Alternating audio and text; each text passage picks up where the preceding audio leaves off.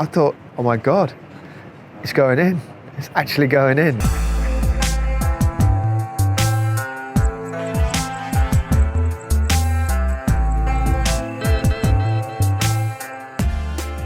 Well, I think people's expectations always get high as you get close to the start of the tournament.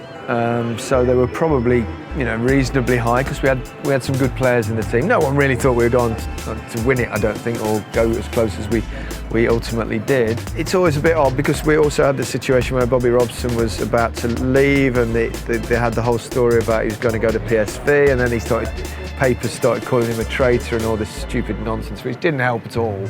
Although it created, I think there was a bit of them and us thing, which didn't necessarily do us any harm. But expectations are always high, and as footballers, you just want to perform.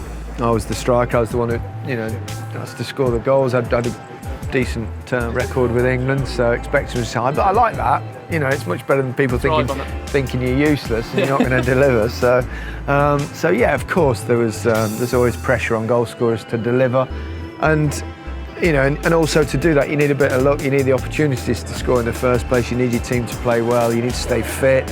You need a couple of lucky breaks from time to time. But I was excited. I was looking forward to it.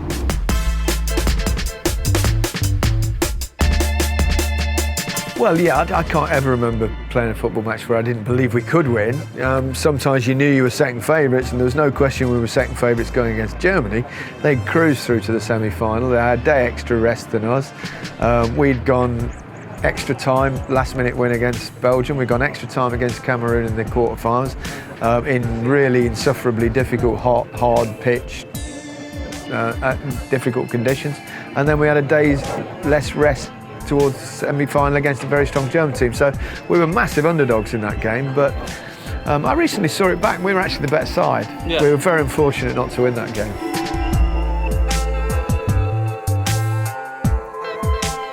It was, as flukes go, it's a big one. I mean, Paul Parker closed the ball down, hit off him, and it just looped and looped and looped high, and it probably just went in the only gap that as Peter Shilton was trying to get back, but it's one of those things.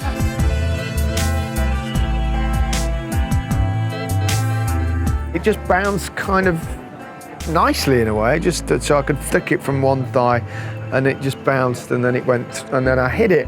And as I hit it, I saw it went through the defender's legs, and as I thought, oh my God, it's going in. It's actually going in, and it was a split second, and then obviously that feeling of that explosion of different emotions, joy, relief, we're back in the game, all this, and it was amazing.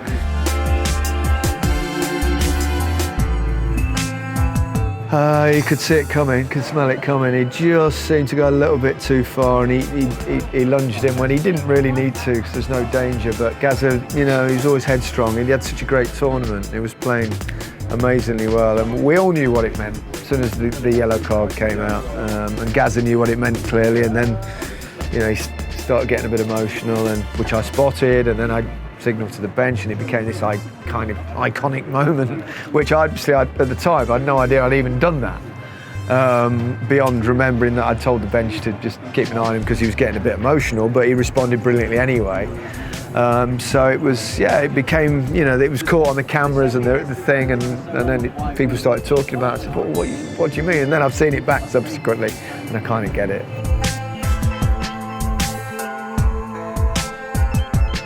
I was the penalty taker anyway. I'd taken 2 in the quarterfinals against Cameroon. So and normally you would like your penalty taker to take one of the early ones because otherwise he might not even be used at the end of it. So that was the thinking. I went first, and I think it was either Platt and Beardsley scored as well, and then obviously Stuart Pearce whacked one. It was a bit unlucky, hit the keeper, and the rest is kind of history of Chris Waddle's ball still waiting to land.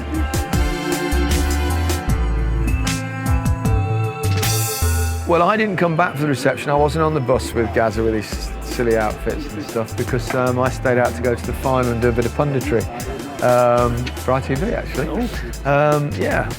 So I didn't come back and experience that, but I understood, you know, people were excited about what we did. We could hold our heads up high. We were desperately disappointed to lose the way we did, but at the same time, it's the closest any England team has ever been outside of our own shores, and we did ourselves justice, and we were damn unlucky.